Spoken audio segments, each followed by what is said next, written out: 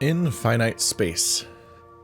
Infinite Space is an adult VM that contains mature themes. Some scenes are of a sexual nature, and others include moving images and flashing colors. I understand. This is an adult game for an adult, so only click on the link for the itch.io page to check out the full game if you're an adult. Welcome everyone back to my weekly Let's Try series where I try out another furry visual novel because there are just so many to check out and people keep watching, so I'll just keep going. I did not spend a long enough time looking at the start screen. There's a whole ass animation playing. To be clear, I had a technical difficulty the first time, so I am redoing my intro, and so I placed fast of it. I need to point out the fact that they had a fully animated start page. This might be one of those games where you have a male human self-insert protagonist and then a my wolf that you're fixating on. Something's going on with their chest gems here that implies some kind of direct connection on some level and probably isn't just a random effect for fun. But I appreciate the, they put the effort of like having the carefully shielded human face to not actually reveal what they look like. But apparently don't have a beard, so it can't be me. Damn. Excluded already. Doop-a-doop. You also have the struggle of the fact that no matter what, it's like, well, the character's white in the picture. New user detected. Thank you for your purchase and welcome to Starlight Tactiles. To register your profile, please enter your name. Generic name go. Thank you, Corwin Stringer, for your business. Your new Instantanet connector Instantanet connector has accepted your biometric input. Your stick is running at an automated operating system. You get the fun stilted reads from me when I have to stop to incorporate fun in-universe words every mid-sentence multiple times. Connecting to the Instantanet for updates. Updated. All files verified. Starlight Tactiles, keeping you in touch with the galaxy and beyond for over a millennia. Welcome and enjoy. Fulgo Prime. Millennia ago, the Lupine people looked up to the stars with a collective hope. To meet and befriend all peoples they could find in this finite galaxy we call home. And so they did. They were the first to reach outside of their system and began to form connections with other planets and races. In time, the Asterism Union was born, a galaxy-spanning coalition of people and planets, as numerous and diverse as the stars we all call home.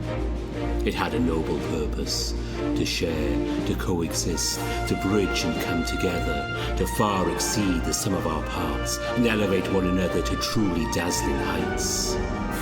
The plague tried to stop this dream. They came without warning, deep into our systems and worlds, hungry for our resources. Truly alien, impenitent, and unrelenting devourers. They harvested our planets like ripe crops, dredged our oceans, and consumed our virtuous people for reasons beyond understanding. They denied all hails and pleas to stop. They attacked any who dared oppose them, and they disappeared with their ill-gotten gains like ghosts. We were unprepared for and defenseless against such foes. Thus, the Union's great minds came together once more.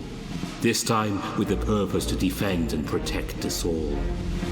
The answer was the forming of the Knights of the Asterism Union, the brave and stalwart individuals from all systems who put their lives on the line to push back this insidious threat. From our logistical division known as the Castle to our keen-eyed archers, the KAU employs any with the will and desire to stand against these despicable invaders. The pride of our forces, the Cavalry, leads our valiant soldiers as the vanguard. They pierce through the plague as the first responders to any appearance of the malicious locusts. They cannot do it alone. Much as the Asterism Union cannot thrive as parts, we must come together now more than ever. All walks of life, any person who feels the passion to stand up for what is right and true can be an asset. Stand up for your friends, stand up for your family, stand up for freedom and against the plague's tyranny. Stand with us. Wild introduction. So it's like, it's kind of like getting a little Not quite. I was about to say like a Star Wars text crawl, but it's a bit different from that because, well, it's just different from that in general. But it's like, yeah, it's a in-universe, probably propaganda. I mean, it is by definition propaganda, whether or not we see it as good or bad. I'm just wondering how the game processes it narratively, because it gives me this sort of creepy Star Trek Troopers vibes of like all the in-universe propaganda, all trying to convince you that it's definitely good to throw your life into this war against the evil bugs, and you're like, hang on a minute. Also, was that Blythe? It might have been Blythe. I'm not completely sure. I know that he did a cameo at the beginning of McSkinny's new game too, a few years ago. Let's see. This game here opens with a sex scene, so I'm gonna go ahead and skip past that bit for the most part. But while they're having sex, the broadcast is talking.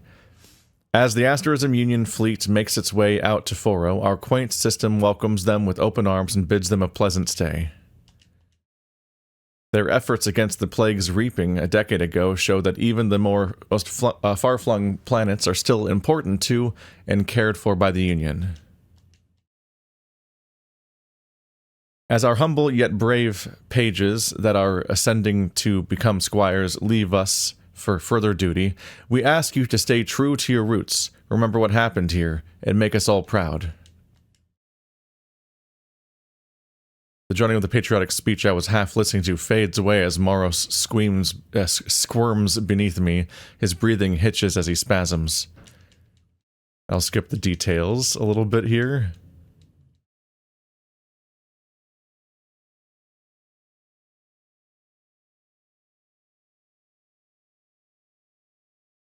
I swear, the worst part of your insatiable appetite is how often I have to shower. I'm gonna enjoy not having to worry about the water rations with you gone. He might be joking, but his voice cracking at the end makes it clear he's trying to put on a brave face. Others have come and gone, but Maros, we've been with each other through everything, and we know we're going to miss the shit out of each other. You'd best enjoy it while it lasts. In a few years, you'll be right back at my side. Then all the showers will be on KAU time, and we can resume indulging in as many study sessions as we'd like. Not even the afterglow from our messy last-minute fun is enough to dull the ache in my chest. Damn, I'm gonna miss him so much. Whilst the sexual aspect was fun to blow off steam, my friendship with Maros was the one constant I've had for years, and the feeling of loss and separation was still a bitter taste. Whatever censorship is going on right now, it's because there's like nothing usable. I probably zoomed in on his face or something. That's why you can't see the text I'm reading. Maros busies himself with cleaning up before looking at me with sharp eyes. I want to hear everything. You'll get to actually be up close to active duty ships. Some Frisian, surely a Marwari or two. Maybe even an Andalusian class ship. My jealousy knows no bounds. Maros swoons at the thought. He's back to his starship obsession, which makes goodbye easier. Not to mention drop ships. What I wouldn't give to just examine one of their engines. I can hardly wait. As he looks off dreamily, I know I've lost him. I feel like I haven't soaked up enough by osmosis. I feel like I have soaked up enough through osmosis that I could probably bore someone else in his stead. The reason I passed my written exams was most likely due to how much he talked about them. As he continues to talk about gravitational slingshots and system jumps, I gather my clothes and redress. It might have been unplanned, but I am glad that we had a good romp before I left. I know most of the time Maros just puts up with my libido, but I know he enjoyed this send-off as much as I did. I hope he finds a good replacement while I'm away. Everyone needs to unwind every now and again. Speaking of... Okay, Mar, I get it. I promise I will chat as much as I'm allowed, but don't be disappointed if I can't do much. I'm sure there will be all kinds of restrictions and I won't be able to tell you everything. I promise I will try. He looks crestfallen for a second before he perks back up. I understand, I just wish I was getting deployed this time around, too. I just wish I was getting deployed this time around too. Be a weight off my mind if I could get hands on with the steed that you'll be flinging yourself around in. It's hard to read lines naturally when you aren't ready for any of the vocabulary they're going with yet. Looking at decades-old design hollows of ships doesn't cut it. He grumbles. But that was just his way, part worried, part jealous. Maros wasn't ready for all the practical exams this year to be able to enlist. Even though I had scoured higher than I ever had in practice, scored higher, goddammit, I still came close to not making the deadline. Listen, there's a distracting thing in the middle of the screen the whole time I'm trying to read. There's the funny detail about any of these visual novels and format is the text box is semi-transparent and right at a location where if anything's going on with a character's anatomy, it's going to be right in the middle of the part you're reading. We gotta maybe lean towards more Disco Elysium formatting. It'd be a bit of a way of avoiding all the overlap. I couldn't spend 4 more years waiting. I need this. Maros knows. We don't need to talk about it, and I am thankful for that. After I finished putting my pants back on, I checked my small pack of belongings. While the clothes I had on were the nicest I own, they are far from new. Once we begin our final approach, I'll change into my crisp new uniform. As nervous as I am about becoming a KAU Squire, the rippling feeling of excitement and anticipation is stronger. Constantly, I find myself checking the vacuum-sealed package to make sure it's still real. A small beep from my stick indicates that the fleet's departure is approaching, and I have to leave. I'd snatch it up from the dresser and then quickly deactivate the leader's spiel without looking, flicking the device's tactile nodes to shut down the holodisplay. My fingers run over the biggest notch it has, a deep gouge that runs a few inches along its left side.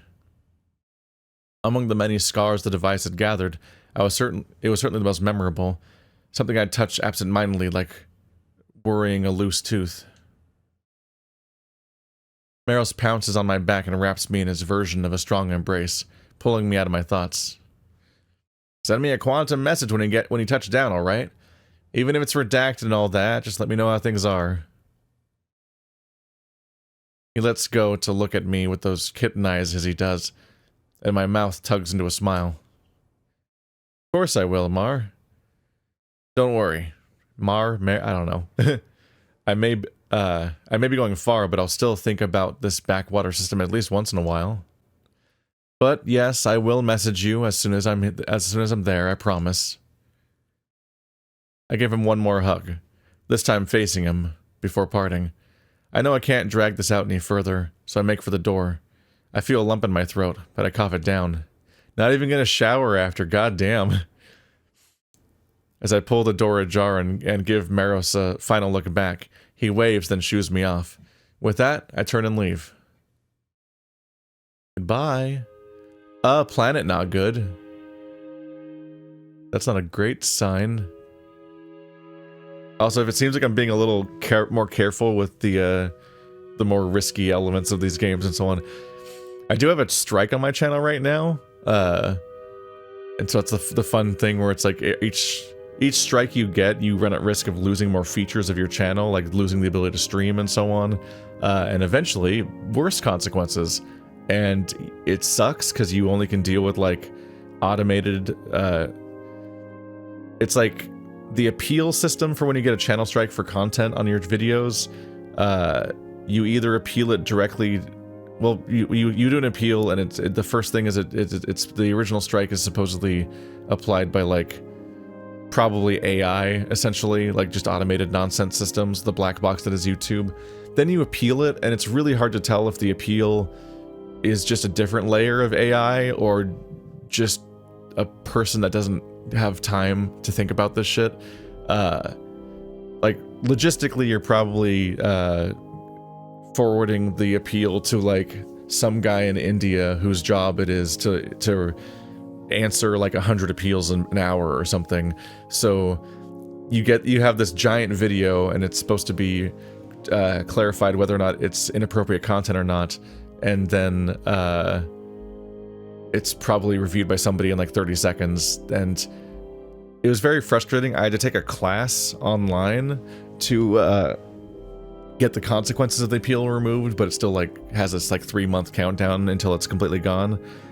And based on the class I took, the video that got in trouble was acceptable, but I can't point that out to anybody. Like, I don't have the power to appeal it, ironically, because the appeal is kind of like a fake appeal where the person who does it, if they're even a person, probably isn't really an expert on the subject of what the class taught me, or just doesn't have the time to look at it for real and consider it fairly. But I'm pretty sure the video that I had was not in violation, but my channel's like slightly in trouble as a result, which is fun. Yay! So I'm more likely right now to just completely skip or crop out anything resembling a sex scene and just like be like, it happened, and then let you guys fill in the gaps.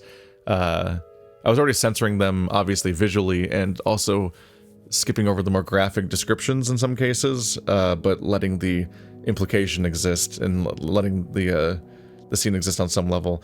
And here's the thing. I've been doing a furry visual novel every week for like ages now. The video that got me in trouble was Baldur's Gate 3. I got in trouble for the incubus scene in Baldur's Gate 3 while playing the game with genitals turned off. So they have a sex scene in that game, but they don't have genitals, and it's just like some freaking PG-13 ass poetic language of the sex scene they're having. Like, his essence fills you, and you feel your like, it's not like they're not talking about cum. But that's the one that got me in trouble. Fascinating. Very frustrating. You can't talk to a real person at any point in these processes to actually get real answers about where the line is. But that's been a frustration I've dealt with every minute that I've ever run this channel. Like, my first playthrough ever was Outlast, a game where 2 dudes that are trying to murder you are just walking around naked. And I'm like, do I need to carefully censor that every second they show up on screen? Because that's impossible, because this is not a cutscene where they sit still. They're all over the place. Is them being in the dark enough? Is the de-emphasis of the genitalia enough? And you're just like, I don't know what the fuck the rules are. And you will constantly wish you could check with somebody, because I don't want to be in trouble.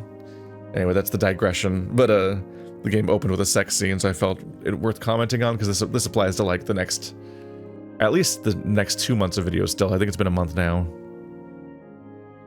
The transit gets me to the port fast enough. I spend my time staring at our planet above. I don't know why I'm so stilted right now. It feels so close and yet so distant. As much as I miss it, being relocated to the moon has its benefits. The fact I don't have to ride one of the barely held together shuttles up here certainly makes the difference. Even now I can see the cracked and barren side of the planet that the plague attacked. It's a scar that will perhaps take her entire life cycle to fully recover from. Bubbling rage starts to well up. My hands clench, and the armrests in anger. Clench feels slightly weird. Squeeze? I feel like when your hands clench, the verb's more directed at the hands themselves as opposed to being directed outward at something else, maybe? At least that feels intuitive to me. Arriving at the intersystem port, all transfers and destinations outside of Foro alight here. The loudspeaker announcement pulls me away from my fixation, and I finally look away. Getting up and grabbing my meager belongings, I join the bustle of others making their way out. Seeing the Ark ship always takes my breath away. The colossal fleet vessel stands gleaming and imperial, dwarfing the other ships of the port. Maros and I came every quadrennial to see it, and dreamt of the day we would be leaving on it.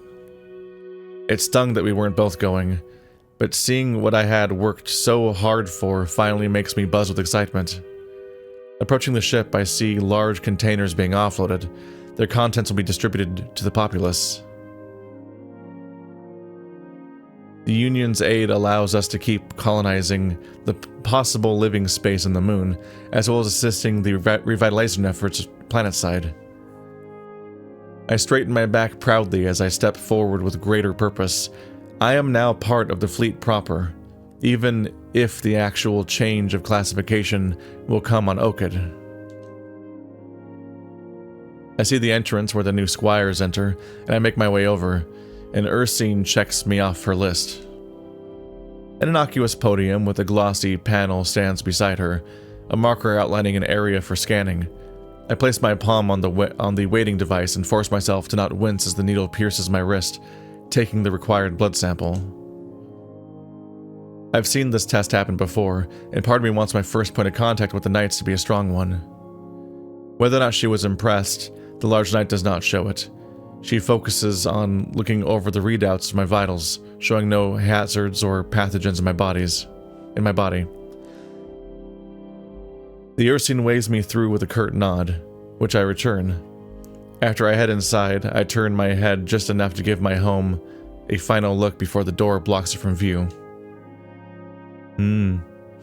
So they've got careful monitoring before people get in and off these places so that they know for sure they aren't bringing a pathogen onto the ship and then creating a crisis in the recycled air and so on. The journey from Foro is quick. Being one of the farthest flung systems in the galaxy means that the Ark ship would have picked up all the other new Squires along the way, with us as the final stop. Because of that, I missed out on having time to get acquainted, form friendships, or get to know possible bunkmates. Rotten luck. The ship departs the port soon after I board. With the announcement of entering Exceed soon, we are ordered to enter our quarters and prepare for the jump. Now there's not even a chance to scope anyone out. Double bad luck. My cabin looks like it would have been comfortable had I longer to use it. My eyes linger on the sizable bed and I offer a silent apology. After storing my pack in the locker, I secure myself into the chair. The straps automatically coil around me, locking into place. Once the bands are tight and I see their color change to an all-clear green, I realize that I'm holding my breath. I exhale and then force myself to take deep, calming breaths. Whilst page training had prepared me for all kinds of faster-than-light travel, this would be my first Exceed jump.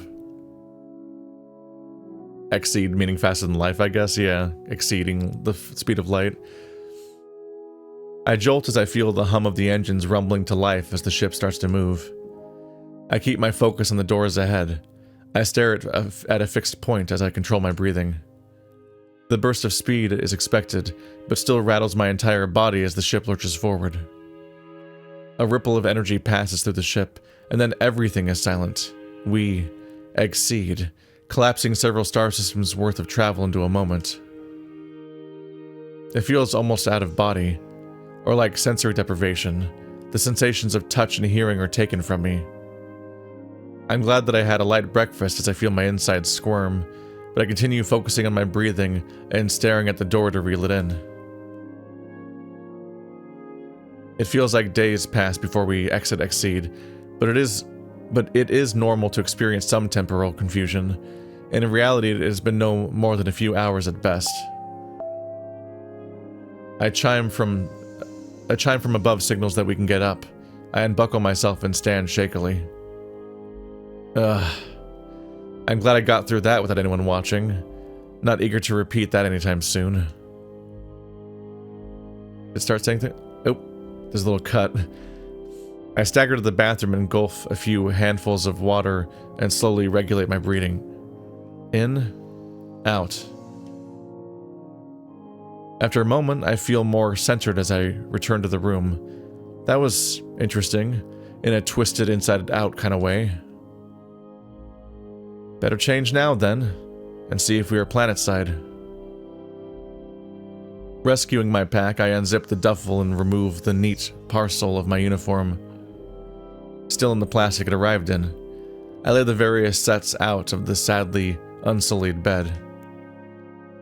Thoughts of team bonding with some of my fellow recruits dance briefly in my mind. I dismiss them in favor of the task at hand. Running my fingers along the sleek under armor I will be wearing for combat and active duty, I'm tempted to try it on. I smile at the thought of the brutal training we will be undertaking in preparation to serve our knights. In time, yes. For now, I focus on the dress uniform. I considered changing once in my assigned station, but I don't want anyone making assumptions based on the state of my personal clothes before we even begin. Humans are rare enough. There we go. We're a human. And I guess Squire, so we're going to be the Squire to a knight but in space battle terms. So some kind of big warrior dude, probably dealing with some variation of like unwieldy weapon or maybe mecha suit, like a Master Chief, or like the co-op weapons that you have to use as a team in Helldivers 2. That's what it's called. Speaking of Starship Troopers. It's always fun to have cases of mixing old and new elements. We're like, we're going to have a future sci-fi thing, but Squires are still going to be necessary. Which, like, I guess Master Chief probably needed help getting in and out of his armor, but he definitely doesn't ever have a Squire character around and stuff like that. Humans are rare enough to join a combat corps division, let alone the cavalry. So I take it that the knight, the wolf on the start screen is probably our knight, and oh no, we have to tend to him in other ways. I can't help but brim with pride as I thumb over the insignia that tells anyone that I am a squire of the cavalry. They're the best of the best, and the leading force against the plague threat. All that training, all those extra hours practicing and honing my skills, pushing myself further than I thought I ever could. This symbol is the culmination of all that hard work. An announcement from above states that we are coming into orbit around Fulgur Okid, and that we should prepare to touch down within the hour. I hurry to take off my clothes, and then dash to the shower in the corner. I want to view the descent as much as possible. By the time I get into my uniform and head out into the main deck, we're already moving into an entry descent. Still, I drink in the sight greedily. Okid. One of the 4 main lupine-settled planets outside of their home system, the terraforming is beyond belief. Not even a hint of the inhospitable rock they'd found is still visible. Even from orbit, the lush green lands and full oceans beggar belief. As if they'd painted them on. The lupines are always presented as lovers of natural settings, but this truly feels utopian. Passing by us in full orbit is the floating satellite city, Belvos, which serves as the first line of defense against possible attacks. There, all levels of the fleet trained for special engagements, from learning zero-gravity maneuverability to omnidirectional awareness. There will be a lot of brand new sensations to grasp and master. I try to recall the different things I read about Okid as we descend faster, the notable landmasses, climates, and environments, but it all blurs together in my excitement. The destination swelling into view is all I can stare at. The Den. The KAU city Densis, or the Den, as it was commonly known, is home to squires and knights from all over the quadrant. Housing old divisions as well as being a key strategic location for the fleet to engage from, the facility and the outer city at large is fully geared to launch immediate action when needed. The Den is home to top-of-the-line training facilities, technological manufacturers, as well as a host of bars, eateries, and other off-duty entertainment. I can see others staring and admiring it as we... I guess staring and admiring it, yeah. Something grammatically felt slightly weird at first glance there. As we speed down smoothly, even with the size of our vessel. I am distantly impressed by the piloting. That might have been a lot of info dumping at once. Like, it might be nice to incorporate it more into the storytelling as opposed to dumping it all up front. I am curious about Lupine Planet, where I was like, huh. Our introduction here is immediately us with a cat, and it feels like this is some kind of integrated military that's across several planets and systems. So is it a whole bunch of different, like, more like monoculture or whatever, like, I don't know what the terms are, like ethnically distinct planets but they all share one military or something as a federation, I guess. But like the planets themselves aren't that integrated, perhaps, because it's being described as being a lupine planet. Prepare to disembark the Ark. Collect all belongings. Cabins left outside of KAU standards will incur a demerit. I see a few squires make haste back below decks to tidy their quarters. I didn't have the opportunity to make a mess of mine. Even then, I smoothed over the bedding and straightened up the bathroom before coming out. Looking around to spot potential rivals, or maybe some sparring partners, I see that only a few have donned their uniforms. Just seeing how fancy some of their civilian clothes look, I can tell how many come from much larger and richer systems. Others come from prestigious families or clans, no doubt. I like how I look in the uniform. I stroke the fabric again to reassure myself that I belong here. With another announcement telling us we are about to dock, I turn sharply on my heels, hoist my pack over my shoulder, then stride for the exit. There we go. I was wondering what the uniform looks like. Everyone seems to be dressed pretty much the same. Uniform, if you will. I just mean, like, that probably means that's how we're dressed too, and it's not like a different uniform. Or like a squire or a new recruit or whatever. There's probably patches and medals and stuff that signify some level of difference or rank. But it's black with white trim, gold accents, and shoulders and things. Walking through the tunnel that leads out into the training facility, I gulp. The sound of footfalls echo around me, matching my erratically beating heart as we reach the opening. This is kind of an example of what I talk about sometimes, though, with CGs and backgrounds, where I'm like, I feel like a lot of the stuff your eye's drawn to is exactly in the part of the screen that is it's where the text go. It's interesting because I'm used to, I've worked with some level of printing before because I did a few years of yearbook classes and I did graphic design stuff and I've done a few different things.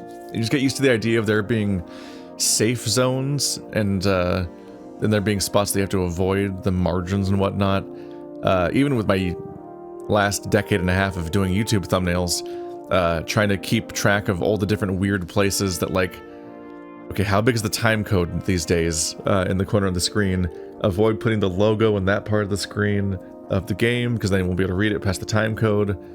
But then that being, there also being a mess of, like, giant play buttons when the video is embedded on an external thing. It'll have like a play button in the middle of the screen oftentimes, and that means that maybe you don't want the thumbnail to be there because an important parts of the thumbnail to be there because it'll be obscured and blah blah blah. You don't want to Mike Wazowski yourself.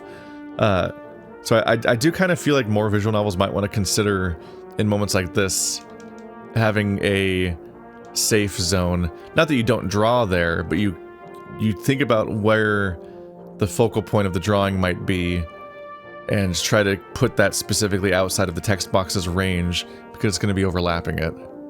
It's also why I'm tempted. I do like the vibe of, like, the few games that do the Disco Elysium sidebar, because it means that you're freer to just make a top to bottom drawing, and that's just narrower or has more of a negative space on the right, and it's a bit safer to deal with oftentimes.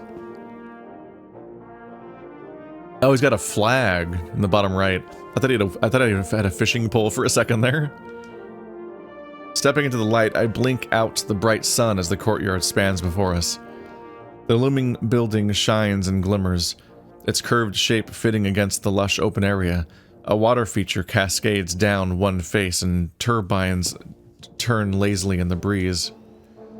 Uniformed squires stand alongside some manner of apparatuses calling us over. I'm taking it all in when I feel an impact from behind. Giant cat. You traded one cat for additional cat. Does this cat have piercings? Ooh. Tail bangle thing?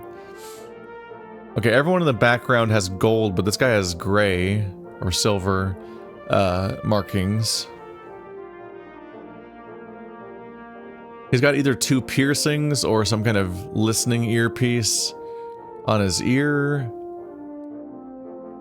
No, he seems to also have an eyebrow piercing. That one's more just, that one probably just is a piercing because that doesn't have the same purpose of being. Like an earpiece. Got the infinity symbol on the belt. And just a big, thick, like sci-fi bangle of some kind on his snow leopard tail. Snow leopards have so much tail. As I start to stumble, someone finally grabs me by the elbow. With that, I catch myself and turn to see my assailant. My apologies. I was not looking where I was going. Are you alright? The objection dies in my mouth as I see the large blue form before me. Immediately I'm reminded of Maros with those whiskers, but this specimen makes Maros look like a kitten. His piercing eyes stare at me with a mixture of concern and mild impatience. Given his tail flicks, I assume more the latter. We are both being left to the side as the others push through. Left this? Oh yeah, left. Yeah, like left aside, as in left remaining. I was ready for the phrasing to be led to the side, so I was like, hang on a minute. Yeah. Sorry, I was lost taking it in. It was my fault. I stumble over an apology, but the spotted individual doesn't seem to mind, or doesn't care. He turns to look at the lines forming in front of the building.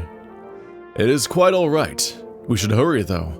I'd rather get into the complex before the lines get too long. You will have more time to admire the scenery later. Giving me a polite smile, the feline turns and starts to walk away. Oh yeah, all the more reason to think that those are piercings. I think he's got a little piercing hanging under his ear on our right. Yeah. Muscular yet lithe. Long, thick-looking fur. Perhaps he is from a colder system. The big tail suggests it too. I have to shake my head to stop from just staring. I jog to join the others being verified. As I approach the front of the queue, I am greeted by an avian using a wristband stick to verify all persons entering. Name? Corwin Stringer, sir. I straighten my posture as I answer them. I check on the display and they nod in confirmation. They then gesture towards the squat device on their side. It's about waist high, smooth, metallic, and has a singular slot in the top. The Squire taps it, slightly impatient. Pop your stick in the slot for it to be remodeled. Remodeled? What does that mean? I run my fingers over my scarred and admittedly older device. Even if I could afford a newer model, I'd keep this one. It means a lot to me. Look, it's necessary. This will clean it up, scan it for faults and malicious programs, and then update it with the KAU firmware and encryptions. It will take not but a moment. They look as if they've explained this multiple times today. Although I'm hesitant, I don't want to hold everyone up. I place my stick into the slot, which sucks it in. After the machine lights up and vibrates softly, I hear a whirring of mechanisms inside, then a dull beep chimes. Out slides my new stick. I scrutinize it immediately. It looks mostly the same. The main body is now matte and gray, with a gold edging to its interfaces and tactile inputs. It looks good, but I still handle it with some trepidation. All the marks and scuffs are gone, except... Yes, the notch down the left side is still there. I smile. It looks like some scars stand up to even the fleet's impressive scrubbing. A soft squawk gets my attention. Yes, it's very nice now. Enter here and head down to the far room for orientation and nightly assessment. That gets my attention. I knew a Squire's duty was to a knight, to attend to them in daily life and combat, but I did not know he would be assigned immediately. I'm about to open my mouth to ask, but I can see they have had enough. I march past, into the building without holding them up further. My heart flutters again, apprehension building in my chest. I assumed that we'd be chosen by a knight after being trained up, maybe in some showcase or display of our skills. The fact that I come from a nowhere planet on the fringes with no standing makes me nervous that I will be chosen last, or worse, not chosen at all. You had like a cadet system, right? Probably should have learned about this at some point. What would happen? Would I be Shunted into another division? Or would I have to wait for a knight to eventually choose me, like an orphan outstaying their younger peers? My eyes threatened to tear up at the thought, and I forced the feeling down. No. I worked hard. I deserve to be here, just as much as any fancy folk or prestigious clan. I can't really take in the hallway as I have my breakdown, but the interior is as sleek and smooth as the exterior. Some sort of guidance system with the black flooring illuminates the path. In my headspace, I have been following it on autopilot to avoid getting lost or entering a wrong room. A soft whoosh comes from a rail-mounted carrier box as it zips past me. The ceiling tiles open and then slide back into perfect position after it passes. I wonder how much this place must have cost to build and upkeep. Just another thing that makes me feel out of place. I don't have much time to wallow, though. The door I've been led to appears to be my destination. I take another quick breath before entering, refusing to let anyone see my nerves. The room is far larger than I had first assumed. It looks like a training room. I can see various panels lining the walls that probably housed hidden mechanisms. There are large sections of floor that look like they could be removed or retracted to reveal alternate terrain or something else underneath. The room also had that telltale smell of sweat and blood from years' worth of bodies that is so ingrained, even the most stringent of chemicals could not erase it entirely. There are about 24 people in the room. They're waiting with little enough conversation that my entrance is noted by everyone immediately. A few curious looks, a few confused. I can see that the general thought is that I had wandered in by accident. One lupine male, in particular, looks at me condescendingly. His muzzle pulls back in the start of some sneering comment. I don't think that looks like the same guy from the title. That expression changed, though. It's a good sign when people look at you like that when you walk in. You're like, all right, well, it's gonna be a good stay then, huh? As his eyes dart over to my uniform and he sees the Cavalry insignia, his maw shuts and then he turns away with a disapproved huff. His jabs would have been found. His jabs would have to be found elsewhere, it seems, or maybe I had misjudged. He is in uniform and looks the part, even if he had folded his arms and stared away. I didn't give him much mind. Scanning around, I am pleasantly surprised to see the blue-furred guy who'd almost knocked me over. In the kerfuffle, I didn't have the chance to check which division he was in. I give him a nod. He returns it with a hint of a quizzical smile. Jesus, Captain Underboob over here. I don't get a chance to say anything as a blur of orange enters my field of view. I'm suddenly looking into the chest of someone thrusting themselves into my personal space. Welcome, fellow Squire. It's good to meet you. I am Zarya Melrexus of Larian, 5th planet of the Crown System and representative of the Tigress delegation. I hope that we can become good companions. The woman before me looks at me curiously. She's so upfront and honest that I do not feel any hint of derision in her tone. Corwin Stringer, of Foro. I hope we can get along as well. I fumble a far less impressive introduction, but she doesn't seem to mind as she just breezes past it. I see from a few of the others' expressions that they all seem to have had this interaction. Corwin, great. The pleasure is mine. She holds out her paw. I notice that her paws, indeed both arms, are comprised of some sort of metal or ceramic material that runs up her shoulders. As I take her paw to shake it, the intense grip and the small motorized movements make me realize her arms are cybernetic. I wince from her tight grip, but maintain the shake as strong as I can. Zarya appears happy with this. She releases my hand before she turns to her spot by the door. As I see her lie in wait, it dawns on me that she likes to be able to ambush new entrants as soon as they enter. I move further into the room, just going after every single person. A few moments later, I hear her greet another entrant. I turn to look and see a rather cute bear. Built with such a distinct paunch, He seems as disarmed as I was.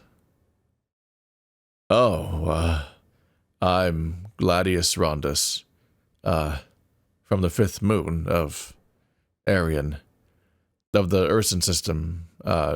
Is that okay? He squeaks out his introduction. Zarya goes in for her handshake. Witnessing it now, rather than being subjected to it, I feel it actually helps a lot. She may as well be greeting everyone to help break the ice and nerves. Even if there is still tension in the room, she resets everyone's state by frazzling them.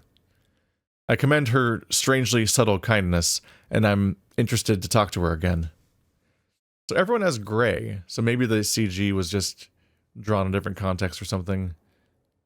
The bear shuffles to the side and turns to look inconspicuous, which is harder to do given his overall size. Extremely relatable. Cute. There's nothing more frustrating than being a shy, anxious, introvert type, but also being the largest person in the room most of the time. You're like, cool, yeah, I'll just hide by turning into furniture. I'm cut off from staring as I hear the door open again. Everyone stiffens up and stands to attention. Then we see them enter. Led by a wolf that could only be described as impressive, the cavalry knights stride in. Okay, so everyone else is squires. Seeing them makes my stomach do backflips. They're the heroes of the galaxy, front line against the plague. And the whole reason we're here. It takes all I have to keep myself at attention and not gawk. The lead wolf moves to stand in front of everyone, and looks us up and down silently. He paces back and forth in a line, as if assessing meat on the block. I stare ahead and wait. He eventually steps back to the center and addresses us all. If you are standing here, I am supposed to congratulate you all for passing the grueling tests and requirements that the Union sets down. His eyes scan along the line of squires again, waiting, gauging.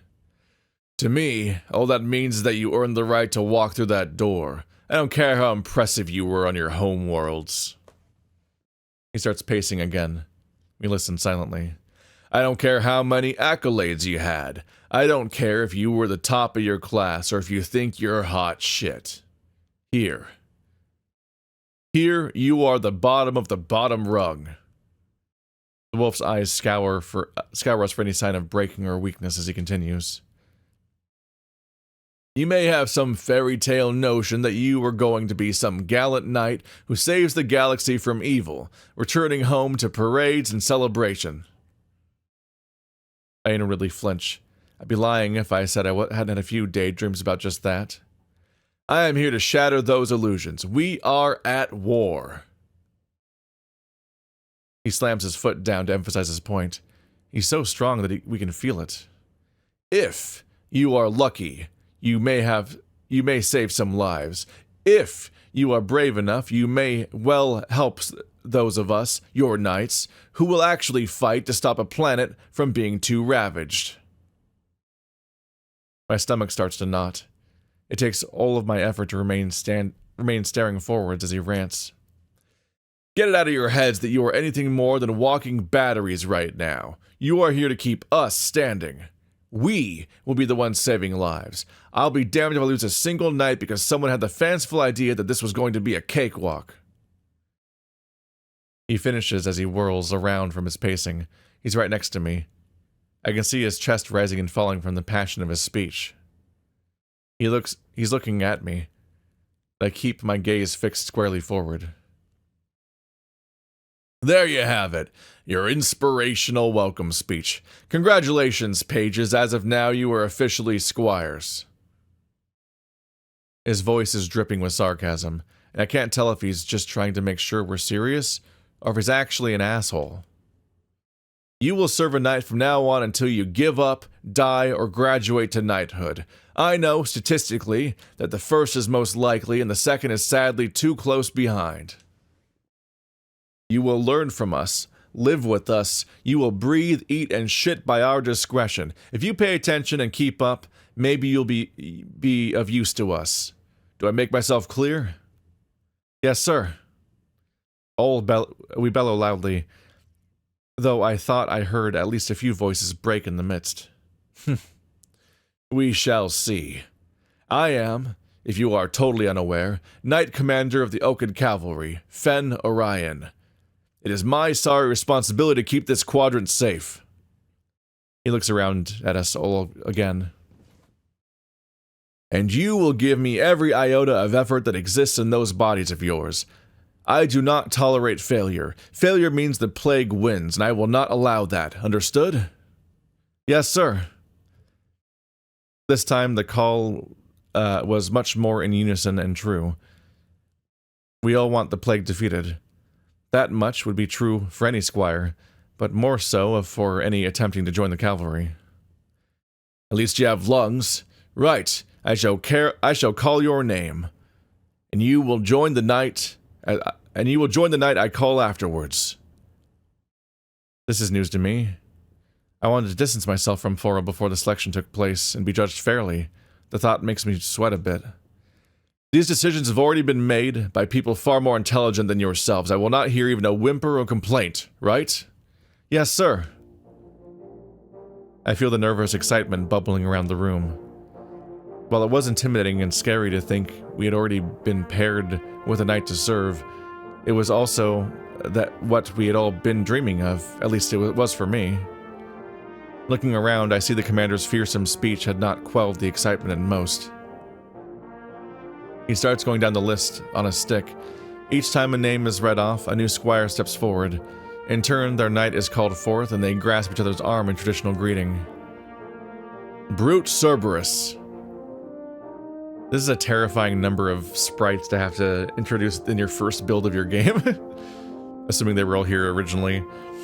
I think about how often visual novels, like Ad Astra and whatnot, will like carefully craft their introduction so that the beginning of the story only has like 2 or 3 characters, and then you expand outward from there.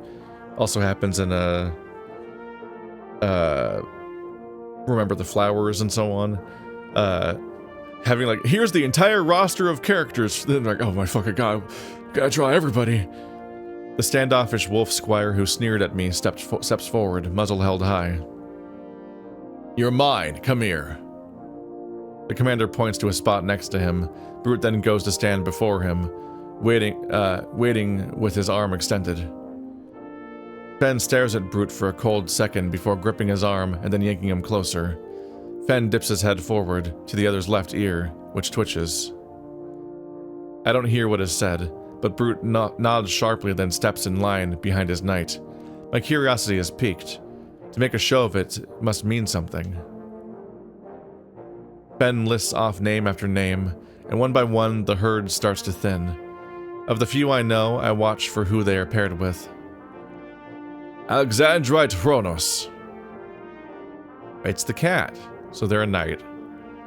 The spotted male I'd been side-eyeing steps up. His movements are very measured and graceful. Squire to Knight Cannon Tobbs. Oh, he's this other squire. That's the knight. Okay. An Ursine knight steps forward. His looming size is quite imposing, but the kind smile of his face as he grasps his squire's arm makes him look approachable. That is a gigantic character. It does have me wondering about the fabric, where I'm like, I feel like he'd be shaped and draped a bit here, right? The two of them step back into line together. Alexandrite looks pleased. I don't know the knight by name, but his presence is formidable. His arms are bigger than my head. I would not like to be crushed by those arms. Or would I?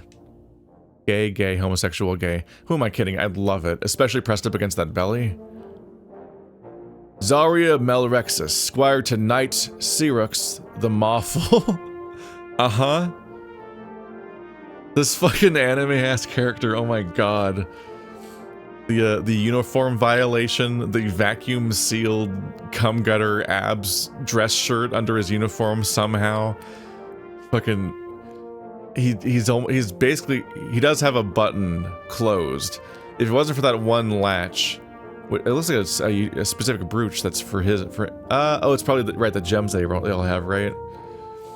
Without that brooch, he'd be doing the One Piece thing where people just wear a jacket like a cape, and you're like, I don't like, how are you wearing that? Those must be really heavy shoulders, I guess.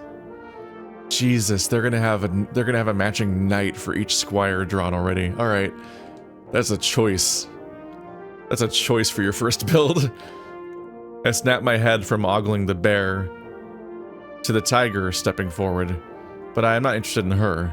Stepping forward to greet her is the knight in question. My jaw drops. His height is staggering. He's covered in red scales and doesn't look like he has an ounce of fat on him. The impressive Drake grins down at the tiger, who returns it with equal mirth. Her tail twitches happily, and they looked perfectly matched. I've heard of Cyrox, though I have never met a Drake before. I can tell that he is an amazing specimen just by looking respectfully. The slight fucking outline. I see you. I recall seeing his beaming face in the pictures on Foro after the incursion. Seeing him in person is certainly an unexpected treat. As list continues and the few remaining squires are dealt out, I know my name will be called out eventually. But it still feels a lot like being chosen last for sports again. My brain chafes slightly where I'm like, you would have already seen everyone in the room because you were already in the room.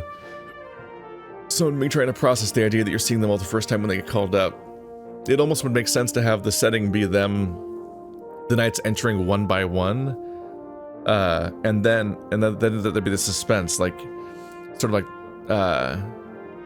you recreate the suspense of whether or not you're going to get chosen in school or any other kind of stuff that would be on those terms. Would be like, here's the guy, and then just for a moment you kind of imagine, like, is that going to be my knight? Is that what's going to happen? And then the name of the squire gets called up. I think that reversal kind of like, it makes the scene a bit more in the protagonist's head with what the things that he's worried about and the anxiety that's tied to all this. Having it be Squire then Knight reverses that and kind of undoes that a bit, but also all the knights are already in the room, so he already can see them all, so they're not magically materializing the moment that we see them. Let's see. The list continues, and the few remaining squires are dealt out. I know my name will be called eventually, but it still feels a lot like being chosen last for sports again. Gladius Rondus, Squire to Knight Captain Jays. This noteworthy announcement is for the nervous bear who came in last. He looks conflicted, I understand, though as he steps forward. Knight captains are always second in command and exclusively pilots for the dropships. As a squire to one, Gladius would be in a more support-oriented role. What the fuck? Your uniform is dirty. How dare you? That's wild. 4 bonus mechanical arms. Hyper aggro expression. The V-neck is popped open, and also there's open at the bottom. His shirt's not tucked in. So these characters do not have much sense of like having to conform to uniform and everything, which is interesting because we had a reference to military training stuff earlier with how cadets. It's part of like the discipline I hear, but from real life military stuff too, is that like you are expected to like clean up after yourself, and like there's a lot of stuff about like tidying up your bed and your quarters and all that stuff, and like that extends to your uniform and all these other elements and your gun maintenance and things. It's like so much of that is partly the value of being orderly and partly like drilling the stuff into people. So it's interesting that like all of the knights appear to be like renegade anime characters that have evolved beyond the point of being expected to conform in any way. Like, it's not just that they're all wearing a uniform, but then they have like, there's a little detail here that sets them apart, and they're also all different species and what. Like that's the funny thing too, is that like they are furries. So like, like in real life, it's harder to distinguish people that are in uniforms, and that's part of the point of uniforms, is to reduce your individuality. But they're all furries, so it's extremely hard to actually accomplish that if they're all going to be different species and so on.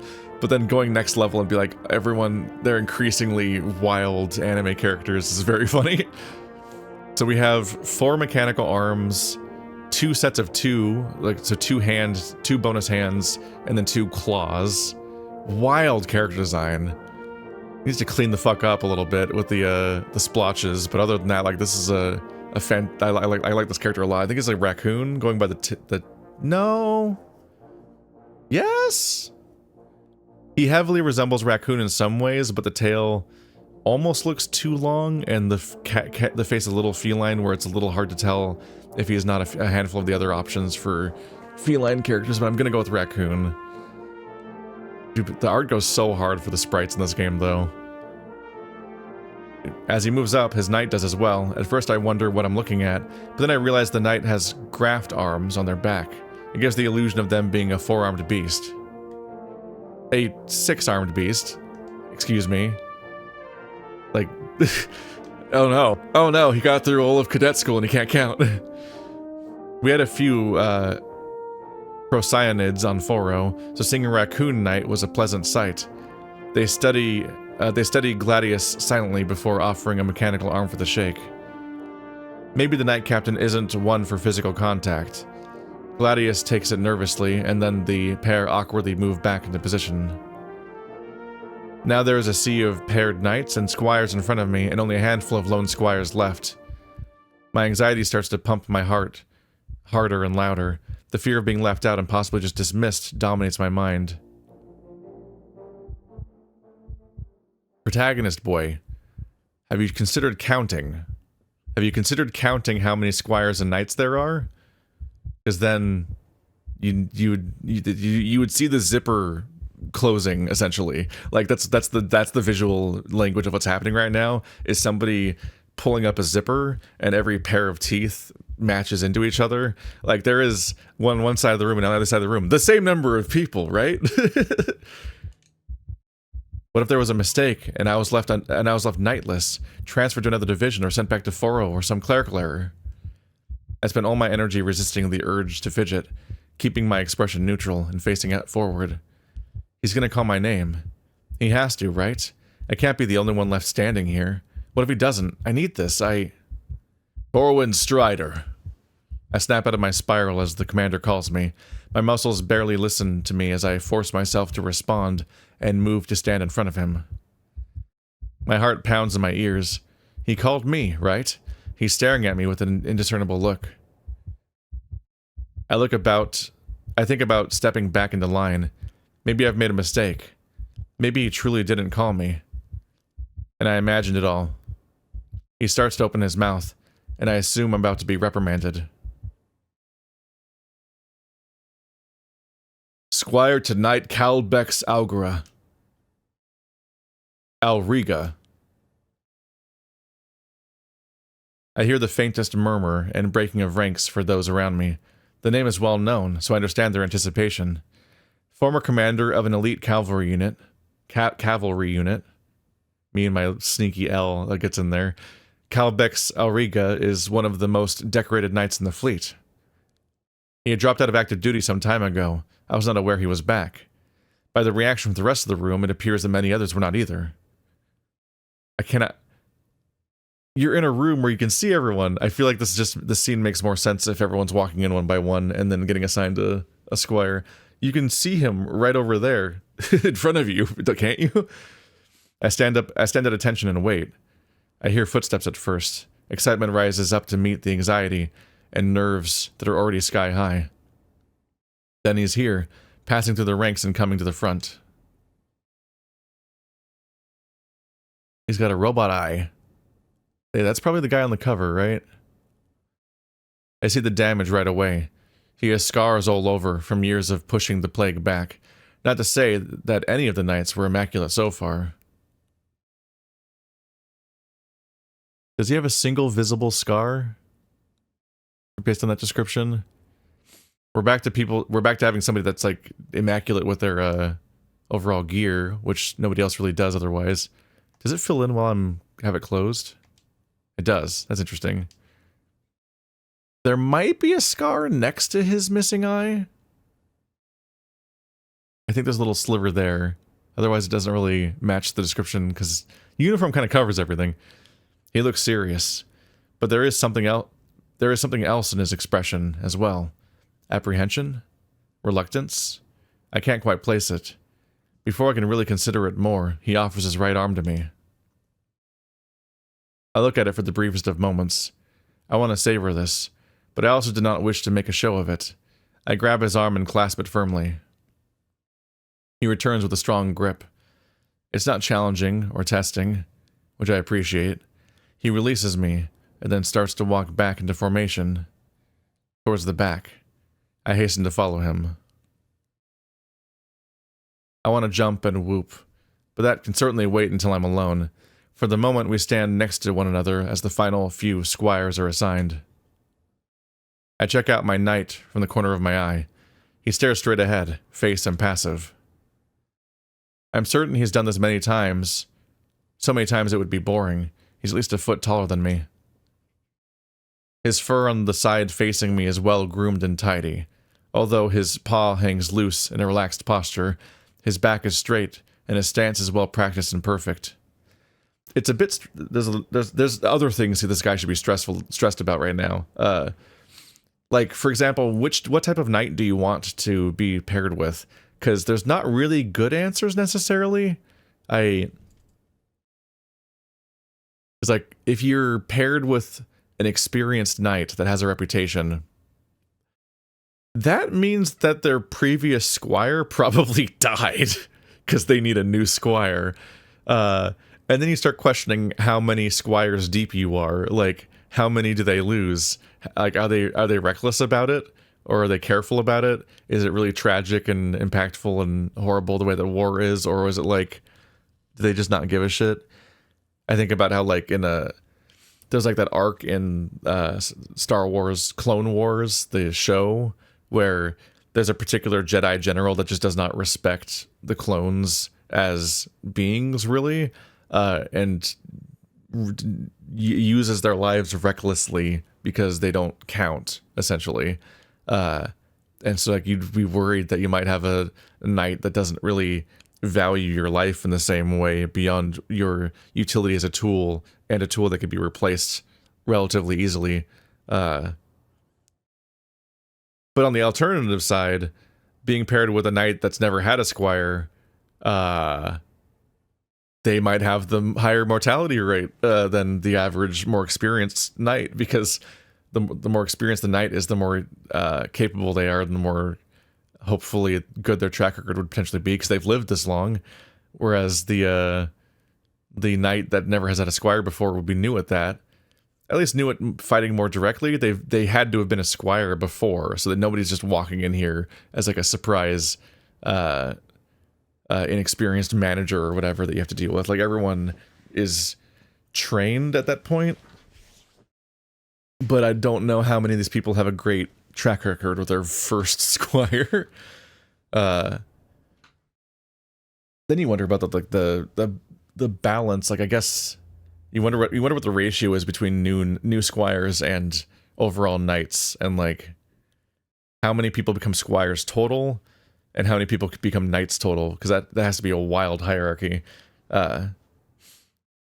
The fur on the side facing me is well groomed and tidy, although his paw hangs loose in a relaxed posture.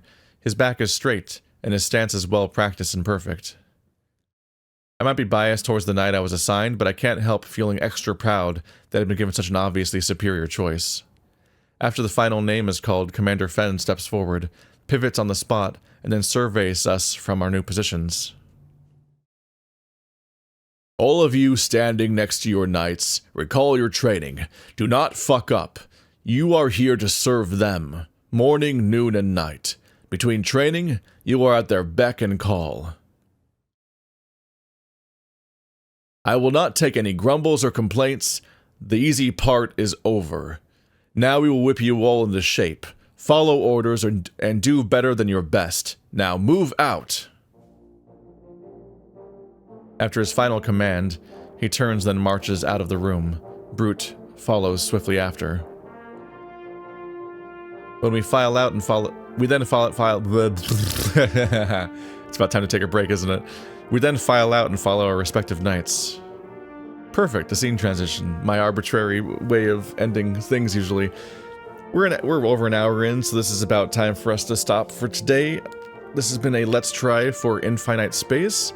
If you've intrigued by what's happened so far, which it is a decent little setup, just wondering what's going to go on here, you can check out the link in the description if you are of age 18 or older or whatever, legal age in your country, blah blah blah, adult content warning, blah blah blah, warning, warning, warning, you know, the drift, you know the thing by now. Yeah, I'm curious to see if it, like, if he massively gets disillusioned, or like the moment the reality of combat starts, like it's got to be really grim, and he is not thinking about that at all so far, so I'm curious how that plays out. There's also a link in the description for the playlist for all the previous furry version level Let's Tries that I've done, so you can get caught up on a whole bunch of them, and I'll see you all at Furry Weekend Atlanta, which I'll be at by the time the next episode of this is airing. It will be during that, I think, so I need to bulk record a little bit, but I'll see you guys next time.